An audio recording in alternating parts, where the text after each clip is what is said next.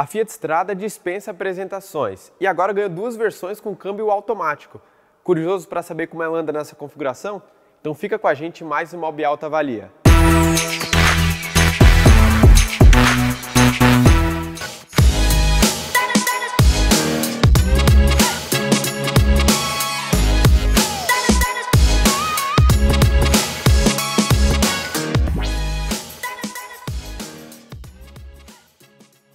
E antes de mais nada, não esqueça aí de compartilhar esse vídeo com a galera, também se inscrever no nosso canal, ativar o sininho para receber as notificações e ficar por dentro de todo o conteúdo que a Mob Alto faz. A Fiat Strada arrebentou em vendas em 2021 e parece querer aumentar esse volume com essas versões automáticas. Nós teremos duas. Uma é a Vulcano AT, que vai ter os mesmos itens de série aí da Vulcano manual, que a gente já conhece, e a Ranch, que é essa daqui que a gente está, que é a nova versão de topo, a mais cara, que tem alguns itens aí visuais para dar uma destacada, para ter uma diferença para a Vulcano, e a gente vai contar isso já já. Vale lembrar que não é a primeira vez que a gente tem uma picape desse porte com câmbio automático. Lá na década de 80 a gente já teve a Chevy 500, que era uma picape derivada do Chevette, e ela já tinha o câmbio automático. Bom, mas chega de enrolações, vamos contar todas as novidades da Ranch CVT. Para explicar direitinho para vocês como vai funcionar essa avaliação, bom, a gente já tem todos os detalhes da versão Vulcano com cabine dupla, então vocês podem conferir aqui no card aqui em cima e para saber como é o espaço interno e tudo mais que ela carrega. Nessa avaliação a gente vai contar as diferenças da Ranch para Vulcano e também a atuação do câmbio CVT. Então bora lá!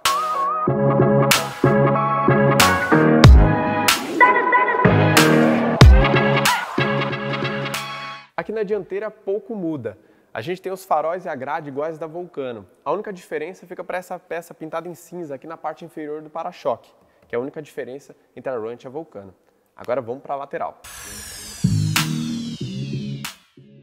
Bom, aqui na lateral a gente tem outros detalhes bem interessantes, como a assinatura da versão aqui na divisória entre o paralama e a porta, a capa dos retrovisores pintada em preto brilhante, os estribos laterais aqui embaixo, e as rodas de liga leve de 15 polegadas que tem um design exclusivo para essa versão. Outro detalhe interessante é que, ao travar as portas, a Fiat Strada sobe os vidros sozinha. Agora que a gente já sabe tudo da lateral, vamos ali para a traseira. Bom, e aqui na traseira nós temos outras novidades, como a assinatura AT aqui que indica o câmbio automático, a capota marítima personalizada com o nome Ranch, que é o nome da versão, e outra novidade está aqui dentro. Essa não tão boa. A capacidade de carga útil da picape foi reduzida de 650 kg para 600. Isso porque a caixa de câmbio é um pouco mais pesada e aí teve que reduzir essa carga. Bom, fechando aqui, a gente traz outro detalhe bem interessante. Quando a gente trava as portas, a Strada também fecha a porta da caçamba.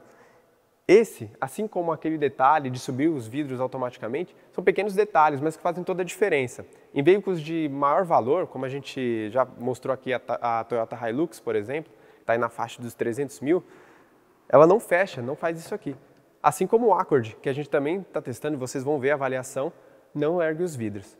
Bom, se a gente já mostrou tudo lá de fora, bora lá para dentro para conhecer um pouquinho mais sobre a Strada CVT.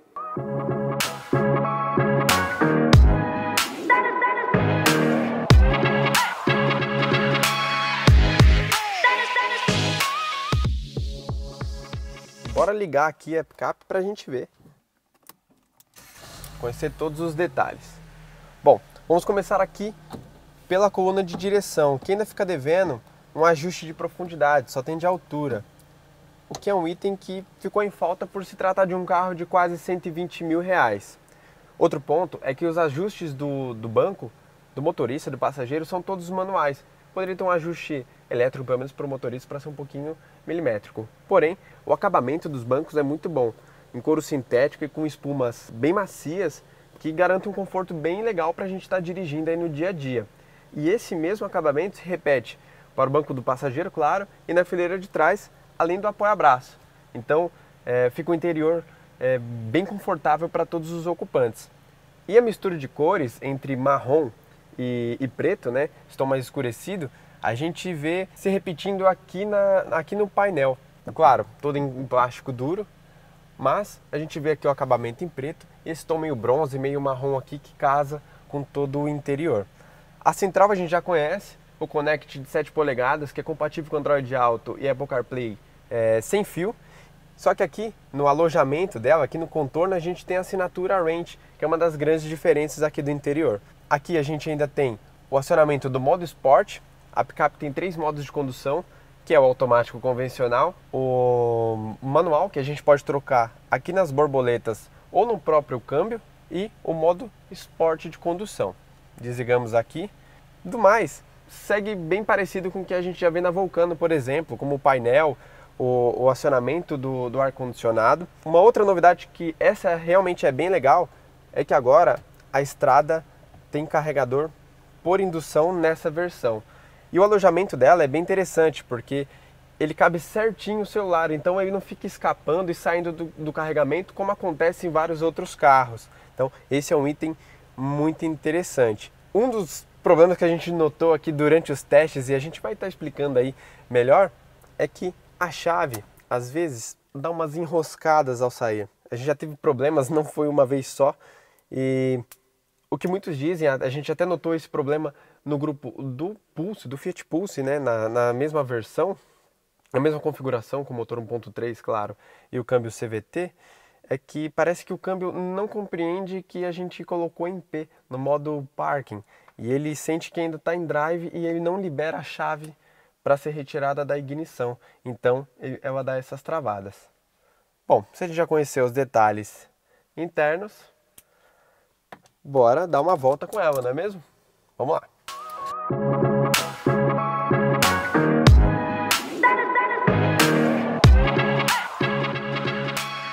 Fala galera, a gente já vai começar aqui no nosso famoso test drive falando do motor.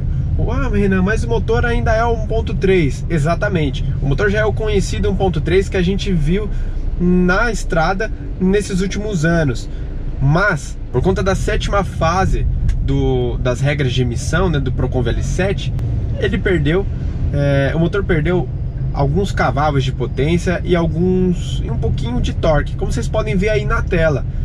E na prática não altera muito. Como a gente não está falando de um carro de desempenho ou de um hatch que tem uma condução mais espertinha, então não faz tanta diferença aqui para a estrada essa perda, essa nova calibração do motor. Mas a gente sente que o carro está um pouco mais amarrado, mas isso não é por conta do motor. Agora a gente já entra para falar do câmbio. Bom, Renan, mas por que tá mais amarrado? O que está acontecendo? É o seguinte, a gente já sabe que a condução do câmbio CVT ela é um pouco diferente. Ela é mais voltada à eficiência do motor e não a tanto desempenho. Então a gente já começa a ver que o carro ficou um pouco mais amarrado, entendeu? Então a gente sente que ele está um pouquinho mais pesado para sair. Nas retomadas e acelerações ele demora um pouquinho para embalar. Então, por conta do câmbio, o carro ficou um pouquinho mais amarrado. Então, quem tiver a oportunidade de dirigir o carro já vai sentir isso. Mas isso é realmente por conta do câmbio, não tanto por conta do motor. Então, o câmbio realmente dá uma amarrada no carro. E aí, o desempenho, as acelerações e retomadas de velocidade são um pouco lentas.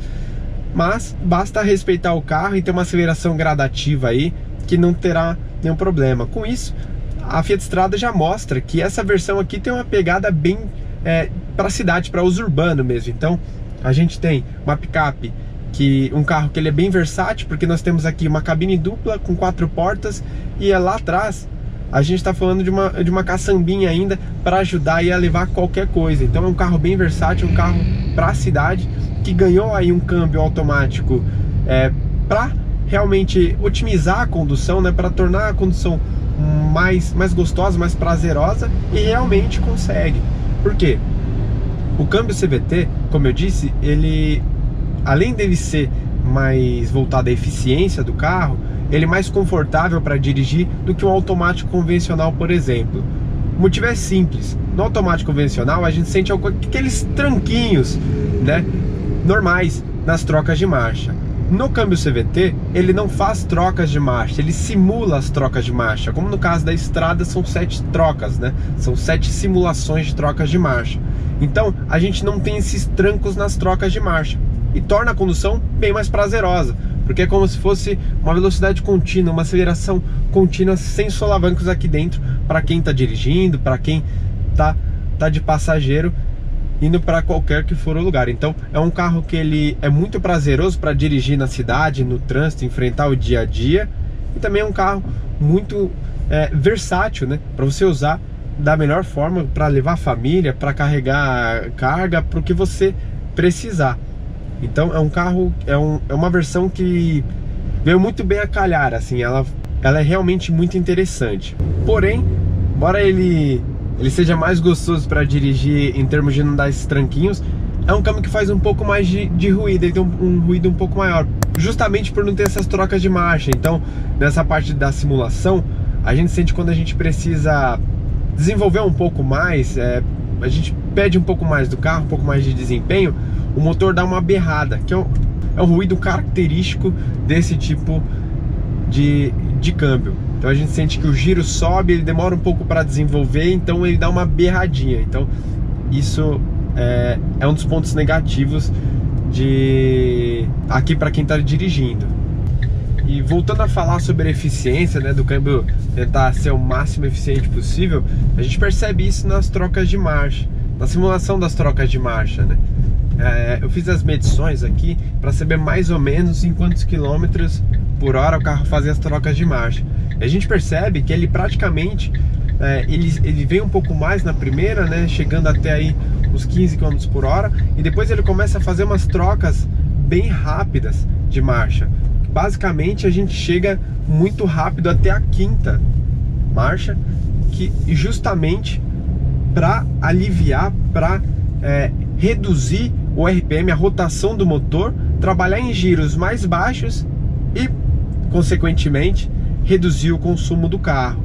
Então ele já é um câmbio que ele trabalha com relações de marchas bem curtas no começo, já para realmente tentar jogar o máximo para as marchas maiores ali, o mais rápido possível, né, para tentar ser o mais eficiente possível e reduzir o consumo. Mas aí vocês podem ver os dados de consumo do Inmetro, que são os dados gerais, né, de ciclo urbano e ciclo rodoviário com gasolina e etanol. A gente aqui da Mobiauto, a gente fez as nossas próprias medições, mas nós fizemos com etanol em ciclo urbano. Como vocês podem ver, ficou um pouquinho abaixo do que é divulgado pelo Inmetro, né? O Inmetro fala em 8.8 e a gente está aí na faixa dos 8.1. Então, dessa margem do Inmetro a gente pode considerar um pouquinho menos para o uso diário. Aí, claro, vai muito do pé do motorista, né? Se tiver o pé pesado, vai beber um pouquinho mais.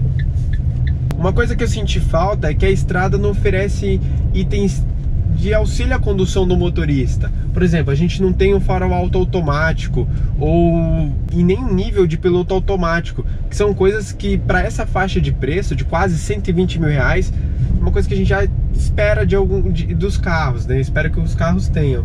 E além disso, não tem nenhum outro auxílio ao motorista, como um alerta de ponto cego ou um alerta de permanência em faixa, por exemplo. Então ele é um carro que, embora chegue aí perto de 120 mil, segue muito básico e pelado no quesito desses auxílios, né, ao motorista. Então ficou devendo um pouco nessa parte. Bom, e para finalizar aqui as nossas impressões dentro do carro, é um carro que ele é muito confortável para dirigir, como eu já disse. Junto do câmbio CVT a gente tem aqui os bancos, que são tem uma espuma bem macia, né, e um acabamento bem legal, então ele ajuda bastante no conforto para dirigir. E além disso, a gente tem uma boa posição de dirigir aqui, uma posição que a gente vê muito comum nos SUVs, né? Então, como eu disse, além de ter esse câmbio que ele aproxima a condução de uma SUV aqui na estrada, a posição de dirigir também é bem parecida. A única coisa que faltou um pouquinho para complementar toda essa parte da condução, né, é que o volante demora um pouco para responder, às vezes parece que ele tem até uma certa folga, assim.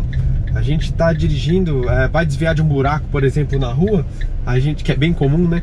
A gente aciona o volante e ele demora um pouquinho para responder, então é uma coisa assim que eu achei, que eu não gostei muito, porque tornou um pouco impreciso, né?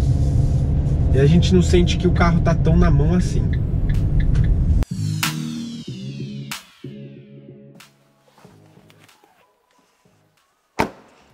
E galera, o que vocês acharam da Fiat Strada Run CVT? Será que ela tem espaço aí na garagem de vocês?